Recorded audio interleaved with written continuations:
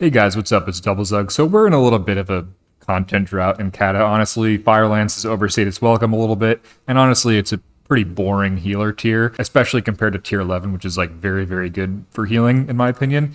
Dragon Soul is going to be a little bit more exciting, but until that happens, I figured I'd just make a couple of videos on Mists of Pandaria. MOP Classic has been announced. A lot of people are pretty hyped for it, as well as the Stormforge Shaylin server coming out, which is what I'm playing on here. I haven't hit max level on it. I've just been doing it super casual, but I'll give a link to that private server in the description if you want to go on there and mess around a little bit. I'm going to make a video for each healing spec, giving you a little bit of information on how they change into MOP, whether or not they're going to be viable in different forms of content in MOP, just to give you a little bit of information as to whether or not you should stay on your main or potentially swap. So no surprise, I'm going to start with Discipline Priest here. So in Mists of Pandaria, Discipline Priest has a very similar core structure in terms of its gameplay loop to Cataclysm. You're still going to be filling with Atonement, which is going to do damage and Smart Heal. You're still going to be using your Prayer of Healing to do big burst AoE healing. You're still going to be pre-shielding damage before it happens. And you're still going to be weaving in a couple of spot heals, emergency heals with your flash heal, binding heal, power word shield, palm. You don't get too much to the core kit that was established in Cataclysm with Atonement, but you get a couple of very powerful new additions. And all of the healers kind of get powered up in MOP, and Discipline Priest is no exception to that, but Discipline Priest is a little bit more powerful than a lot of the other healers. First of all, we're going to talk about the new talent system. So in Mists of Pandaria, we have this choice row talent system rather than like the traditional talent point system. While this choice row talent system has received a lot of criticism, especially from like classic type players, that has eventually even resulted in the Dragonflight talent system coming back, I think a lot of those criticisms are more towards the like RPG aspect and feeling of the game, as well as like, you know, how they're designed in vanilla, where as you level, every level you get a point and you get these sort of like power spikes, and it feels really good to get those talent points as you level. But in terms of the actual endgame gameplay loop, I think that these choice rows are actually really good for the game. And I think that if you play MOP Classic, I think you'll come to enjoy them. They're easily swappable, and you're going to swap them between raid encounters and stuff like that. And it's fun to find the best combination for each encounter. And the rows have a theme, like crowd control, movement, mana, defensive, and then throughput. All the healers get very, very powerful abilities in these trees. Priest is no exception. Priest gets kind of insane buttons here, like really just mind-blowingly insane. The first row is not super important for PvE. This row is actually deceptively super insanely good.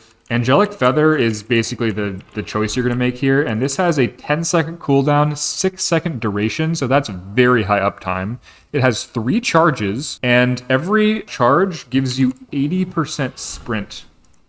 So this is like the days of Priest being a waddler and just walking around at base move speed like a loser, not having a sprint or a movement ability are over. This is actually just insanely broken as a movement ability. We are super, super mobile now, as well as with our glyph allowing us to cast Penance while we're moving, and Holy Fire now being instant cast. We're super, super mobile now, which is really, really insane. It's a huge buff. This ability is absolutely cracked, especially in Classic, because we're going to be able to use like at player macros, so we don't even have to aim the feather at all. So this button is crazy, and also there's a little bit of extra utility that you can give it to somebody else. Pretty much never going to give this to somebody else, let's be real. These 2 rows are not like super important. This is just like some mana saving stuff, and this is Defensiveness, although the Defensiveness, along with the fact that so many of our abilities now are just baseline to the spec rather than like talented, Discipline Priest is way tankier in MOP than it is in Wrath. You get Focus Well baseline, you get Desperate Prayer or Angelic Bulwark, which is a little bit of a cheat death baseline. All these abilities stack up to just make you a lot tankier.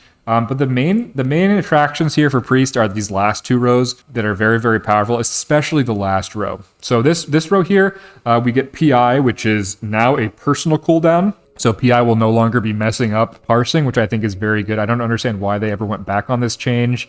I think PI messing up parsing for like every range DPS is just really cringe. And I think PI should be a personal cooldown in like every version of the game. But hey, it's Blizzard. They like messing up parsing. Twist of Fate and PI are the 2 real choices here. These are very, very powerful both. Twist of Fate has some cool play. It's kind of like Demo Execute from Wrath of the Lich King, if you ever played that, where you can kind of snipe this on like ads or on players that drop below 35% health, and you can get this like execute effect in non-execute portions of the fight. So a little bit of play around here that's kind of cool, and then PI obviously just being a very powerful 2-minute. But again, this last row is really these are the heavy hitters here. So we have Cascade, Divine Star, and Halo. All three of these abilities are just insane mathematically. They do like crazy, powerful healing very efficiently. And really, it's just going to depend on like how the fight looks, which one of these you pick. If the whole raid is stacked, Divine Star is like the new Holy Radiance. It's insane. If it hits like your whole raid in a 25-man, it's like uncapped and it's just crazy.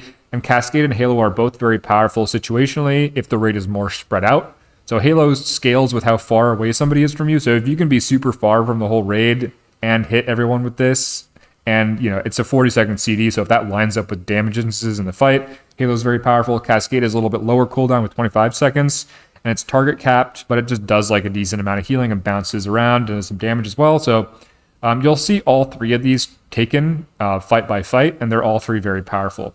So this is like the main super huge, like kind of low cooldown rotational ability that you get as a Disc Priest, and they're all, again, very powerful. So now that we've gone through the talents, let's talk a little bit about the core gameplay loop. So again, as I mentioned, it's very similar to how it is in Kata, with Atonement as filler, POH as your main burst AoE raid healing, with some pre-shielding in there as well, and then all your utility stuff being the same, right? You have the 3 heal structure, you have your binding heal, you have Prayer of Mending, you have your Power Word Shield. We're not going back to the Wrath of the Lich King days where you just spam this all the time, but it is pretty powerful, and it is efficient with Rapture. So let's go through Atonement first here. So Atonement is buffed in 2 main big ways. The first way is that its radius is increased to 40 yards. So this hits the entire raid. It's very rare that a ranged DPS is going to be more than 40 yards away from the boss. Atonement hitting the whole raid is actually a huge buff that's deceptively strong. It's much less of like a niche melee / tank heal and actual just a raid heal. So that's huge. Also, the way it interacts with Divine Aegis is different, where crits will now generate more absorb from Atonement. So your Atonement into a full HP raid is going to be more valuable. It's also going to hit like pets less and stuff like that because there's more viable player targets. The other thing to mention with Atonement is that Penance is now an Atonement spell. So you have to choose between Penancing a friendly target to get grace stacks, or Penancing the boss to get both extra damage as well as that, like big 40-yard smart heal. So a little bit of a interesting choice there with Penance to be made, and that's really Atonement. Again, Atonement is unchanged. It's pretty much just like your nice filler. It's going to generate Archangel. Archangel no longer gives mana, which I think is a good change. It means that you don't really have to just push this on CD every single time it's up for that mana. You can wait and strategic using this before a big damage burst, which is nice. So now we've talked about that, let's talk about our utility spells. Again, these are all very similar. You're going to be using your flash heal to spot heal. You're going to be using your greater heal and heal. Not very much, honestly. Mana is a little bit less of an issue in Mists of Pandaria. So once you get like your baseline spirit level, you're really not going to be needing to use your efficient long cast time heals like greater heal all that much. Palm and binding heal are still, again, useful in the circumstances they're useful in Cataclysm. And your Power Word Shield is now going to be more of a spot heal and a little bit of passive tank healing. It's not a mana regeneration ability anymore because Rapture no longer gives you positive mana return. It just gives you the cost of the Power Word Shield back. So you don't have to proc this every 12 seconds anymore. It's just, again, just a nice little buff to your Power Word Shield. Power Word Shield also now is able to crit, which is nice. So it does scale with all your stats. So that's our utility spells. A couple of interesting additions here. Again, we have our Barrier and our PS still, which are both powerful cooldowns. We also get Void Shift, which is kind of a weird, unintuitive healing cooldown. But if you use this properly, it can function kind of like a Lay on Hands, where if you're at 100% HP, you can instantly take anybody in the raid to 100% HP, and it will take you to a minimum of 25%.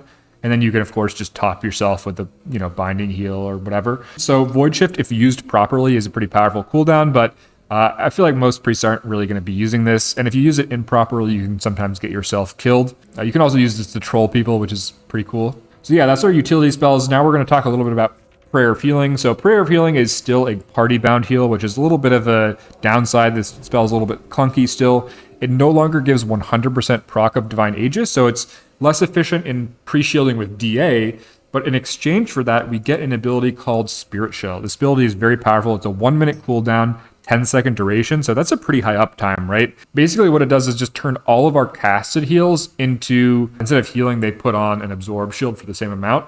So if I pop Spirit Shell and I press a Prayer of Healing, I'm going to get a shield for the entire value of that Prayer of Healing. and I believe it is capped at like 50% of your HP. You can see here I'm only level 65, so the shield's pretty small. So it's capped at, I believe, the same amount as your DA. So what this means is that you can pre-shield like a huge amount of pre-shield in a shorter amount of time than you could in Cataclysm. And you can pretty easily pop a Spirit Shell and in that 10 seconds get like 1 or 2 POHs off on every party in the raid, especially when you get a little bit higher haste, or you're inside a PI or Lust or something like that. You can get a huge amount of shield effect on the whole raid. And this can really effectively kind of like negate big AoE mechanics, similar to how Power Word Shield work in Wrath of the Lich King. So that's the main change to POH. Just a little bit of interesting on-use dynamic here. Another ability to put into the rotation. Pretty interesting, good change, I think. But the core role of the spell as super efficient, powerful, like burst AoE healing is still the same. So that's really the spec in terms of the ability changes. Our Mastery still does the same thing. We also get Train of Thought baseline, which is quite nice. So not too many like additions, but everything just kind of gets powered up, and we get a little bit more choice in terms of our spell usage, and we get a couple more on uses, which is really nice. So now that we've talked about all that, let's talk a little bit about viability in different areas of the game. So first of all, 25-man, Discipline Priest is insane. It's part of like the core healer comp, and it's really a lot more stackable than it is in Cataclysm. So it wouldn't be like rare for you to see 2 Disc Priests in a 25-man, whereas in Cata that would be pretty bad. In 10-man, it's similar again to how it is in Cataclysm, with it bringing a lot of damage. It can kind of fill that role of like having an additional half healer if the fight only needs like 1.5 healers. You can kind of, just mostly atonement and do a bunch of damage and also do some healing, as well as also in those fights where you do need like 2 or 3 healers, it can ramp up its healing contribution to, meet that need as well. So it's very flexible and also, again, very powerful. So you're going to be wanted in both type of raid content. When it comes to 5-man content in the game, we actually do have some decently challenging, more interesting 5-man content in MOP that we've ever really had in Classic, which is challenge modes. These are some challenge mode times from the MOP private server that just came out. You can see that all the gold times, a lot of these are either running no healer or they're running Disc Priest, with a couple of, Resto Druid and some Holy Paladin and stuff in there. You can see that Discipline Priest is pretty good in challenge modes if you ever actually do run a healer instead of just having some off healing. Discipline Priest is very good. It does a lot of damage again, does like good AoE. When it comes to challenge modes, if you do want to push those gold challenge modes and even compete for higher and higher times, you should be just fine playing Discipline Priest. So that's Disc Priest and MOP. Again, I'm going to be doing a video like this for every healing spec. So if you enjoyed this, like, subscribe, send a comment. Thanks for watching. Swobu, Zug Zug.